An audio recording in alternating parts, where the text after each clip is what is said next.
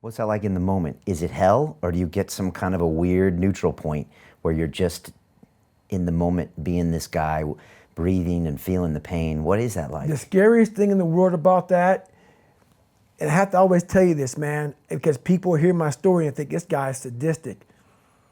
I realize how the brain works. I figured out how the brain works. I'm a scared kid, and that's what gives me so much power. I had no foundation, and I built this off of just researching the mind. The feeling you get is basically invincibility. You realize that you can't do it all the time. When you need to do it, I know I can go to a place that I can live in. And when you know that you can run on broken legs and you can do certain things that a lot of people can do, but they're not willing to do, this power, this sympathetic nervous system of fight or flight, and you're fighting, it gives you this charge of energy of when you're sitting there at 3:30, 4 o'clock in the morning and you're duct taping your feet up because they're broken, and you're doing it by yourself, and you're going through arguably one of the hardest training in the world.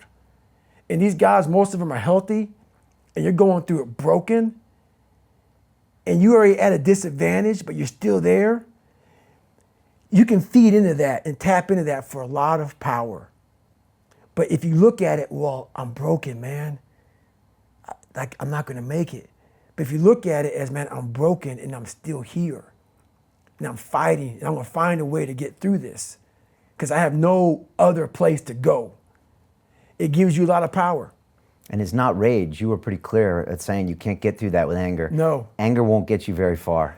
I thought it would, but what happens is, not just in SEAL training, but in life in general, when things start to suck really, really bad, my brain and a lot of people's brain, they don't go to the people that called you nigger or your dad beating you up.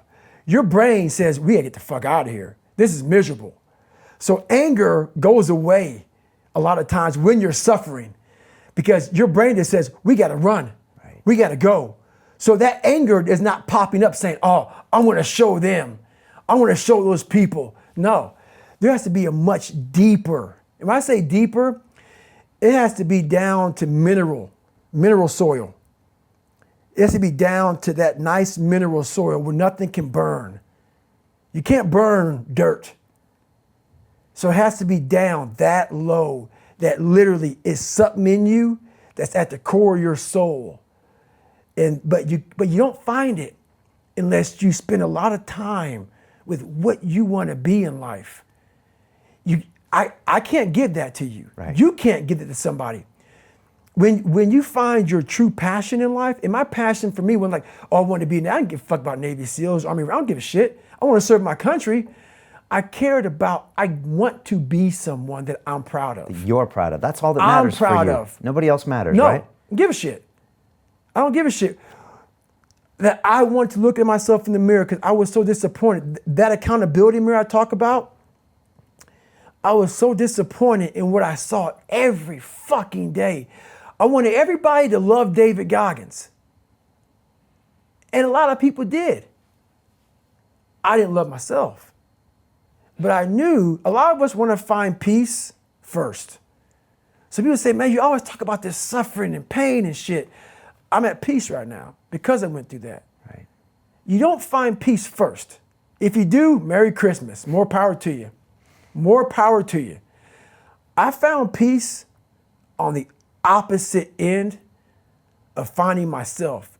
And no one really finds themselves without going through trials, tribulations, suffering, accountability. And accountability is suffering.